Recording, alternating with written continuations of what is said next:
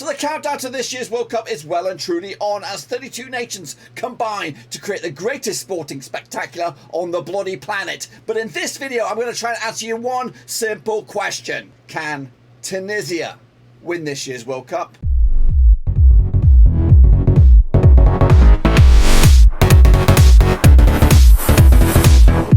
That's right, folks, back once again with another World Cup summary video. That's right, where we're going to try and answer one simple question. Can this nation actually go out and win the World Cup out in Qatar? We'll take a look at it, all of it, in a second. Of course, if you're new, where you been, smash your subscribe button, bang it, all things World Cup related, Black and Rovers related, world football itself related. We got it all here, boys, under one roof. Of course, the countdown is well and truly on, with the tournament set to kick off in November 2022, of course. But what's going to happen this coming World Cup? We'll take a look at all of it in a second. Of course, big shout out to my VIPs. They are the patrons, of course. And if you are interested in helping out the channel in another way, check out the links down below. I'm on Twitter, I'm on Twitch, I'm on Patreon, and of course there's a Discord in there. So get in amongst it and let's get chatting. So let's take a look at Tunisia then, of course. One of the African representatives in this year's tournament out in Qatar. They qualified as third round winners in their respective playoff encounter. We'll explore that journey in a second, of course. Let's take a look at, of course, when they qualified. They're back on the 29th of March. 2022. It's their sixth tournament, Tunisia. Their last was in Russia, 2018. It's their second tournament in succession, of course, so we're happy to have them back once again. They've never made it out of the group stages, of course, in their previous 5 encounters back in 1978, 1998, 2002, 2006, and 2018. They are, of course, led in the dugouts by Yannick Kadir, with, of course, the VIP Walid Kaziri. His goals will be the difference maker between these two sides if he's fit and raring to go. Of course, he was not really at the races, was he, in the African Cup of Nations early this year. And I think, to be honest with you, Tunisia, we were a little bit underwhelming, to say none the least, in that tournament. But of course, let's take a look at the bigger picture here. Of course, we'll elaborate on the group in a second, but let's take a look. We're playing this tournament. It's going to be in Qatar. The terrain, the climate, the conditions, the weather is very, very comparable to that of Tunisia, I think. I've never been to Tunisia, never been to Qatar. I've been to Egypt, I've been to Afghanistan and stuff like that, so I can relate a little bit. But so that is one major factor when, of course, you look at this group. This group is very, very lopsided. Of course, Tunisia are not expected to compete for any of the top 2 spots. They're there, and unfortunately, they could be on the receiving end of a bit of a pasting. But one thing that plays into their hands is the climate, the conditions, the weather, of course, the terrain and everything like that. So they are used to playing in these sort of conditions. Are the competitors in their group. We'll talk about the group in a minute. Let's take a look at the journey then. Of course, they came through in their respective group there as winners over the likes of Mauritania, Zambia, and of course Equatorial Guinea.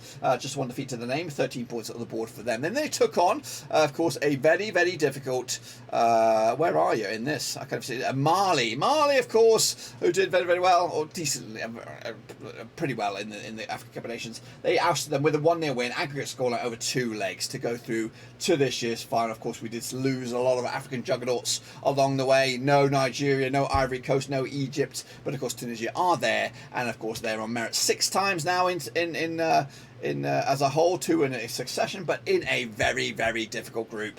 Of course, a group that does include the world champions, and of course a group that does include the Socceroos and Denmark as well. Don't get me wrong, of course I do see them points in the bag here for Tunisia if they can get themselves off to a flyer. But of course the key match in this group is up against Australia. Now that is match number 2 for Tunisia that are coming at you on the 26th of November. All eyes will be on this game, of course, as Tunisia will need to get some points out of this game, whether it's a win or a draw, to say the least, to give themselves some hope heading into a very, very difficult game up against Tunisia. But let's paint a scenario for you here. Of course, they kick us off against Denmark. It's a tough game, again, very, very difficult, but it is match day number 1. There's match day number 1 nerves. Of course, it'll be apparent throughout the group stages, and of course, in every one of these nations' first encounter in front of the spotlight in Qatar 2022. If you're going to cause a surprise, match day number 1 is usually it. So if Tunisia were to bring a point or more against Denmark, they'll go into pretty much a straight shootout, really, up against Australia in match number 2. And if they were to win that game, put themselves 3 points above, or if they were to not lose that game, they have a shot. They have a World Cup final of themselves up against the World Cup champions of France. And anything can happen in one single game. So let's give them hope. Let's give them the belief that they could actually do this and get enough points to be at least second in this group. And again, we have seen over the years in not only World Cups, international tournaments across the world, or even just straight up and down 4-team tournaments, whether it's in European competition or wherever, there are always the occasional banana skin or surprise in every tournament. So can this group have that surprise? Are France going to suffer from, of course, the World Cup jinx, where, of course, the defending champs has a nightmare return?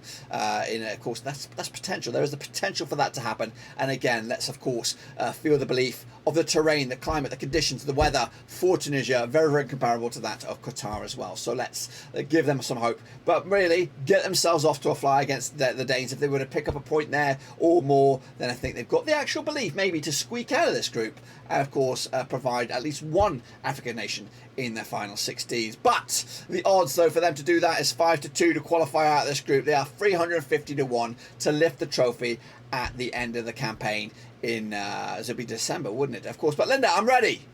Can they win the World Cup? Can Tunisia win the World Cup? Now, if I said yes, I'd be laughed out of here, of course, on the next train out of Laughsville. But realistically, no, they cannot win this World Cup. For them, the World Cup final ends, or the World Cup ends against France, or does it? Or does it? Can they get something against the French on the final game of the groups there? If they were to get something, or if they go into that game with the potential to get something and potentially go through, then guess what? Each and every one of the further games for them, last 16, quarterfinals, whatever it is, will be a World Cup final. They would have succeeded just getting out of the group, doing something they've never done before in the previous 5 attempts. So for me, to get out of the groups is what they're aiming for, but can they even do that? It's going to be tough. Will they win the World Cup? So Linda asked, can they or will they? Of course, they're not going to. They cannot win it. To be honest with you, I don't think they have the quality, the depth of personnel. Are they even the best African nation at this year's World Cup?